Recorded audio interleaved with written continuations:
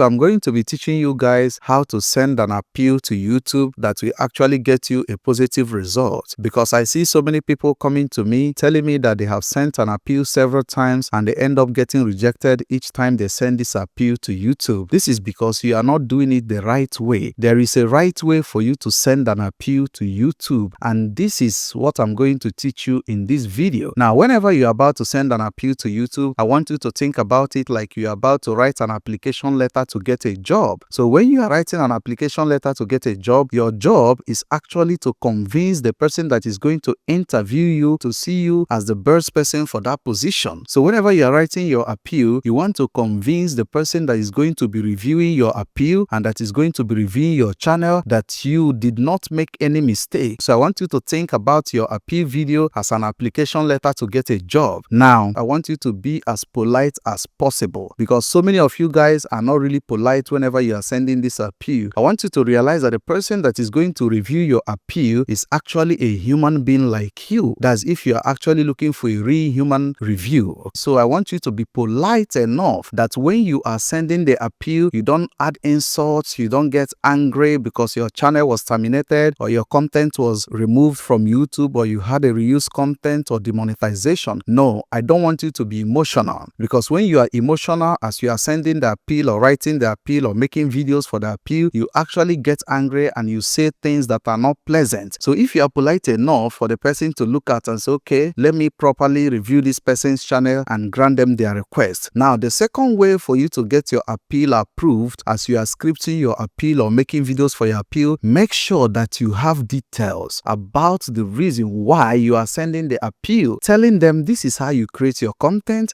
this is what process that you use when you are creating your content. You have to bring details. There is no apology, there is no sentiment, there is no long story. So when you send it with details, the person can actually understand what they are looking for. And let us be truthful with ourselves. Sometimes the person that is going to review your channel or review your appeal is not actually going to sit down and watch all the videos in your YouTube channel to make decision. They will simply watch that particular video that is causing problem in your channel and make their decision from that one particular video. Okay, now for example, when I was preparing to make this video this morning, I actually encountered another problem in one of my YouTube channels, and I got an email from YouTube telling me that my content was removed, and I was surprised because I was preparing to make this video, so I knew it was a better chance for me to practically show you guys what really happened. So I got the email and I sent an appeal. After 2 minutes, my appeal was rejected. I immediately knew that this cannot be a real human rejection. This must be the YouTube automated system that is responding to me, because the video in question is actually a 15 minutes long video and I got this response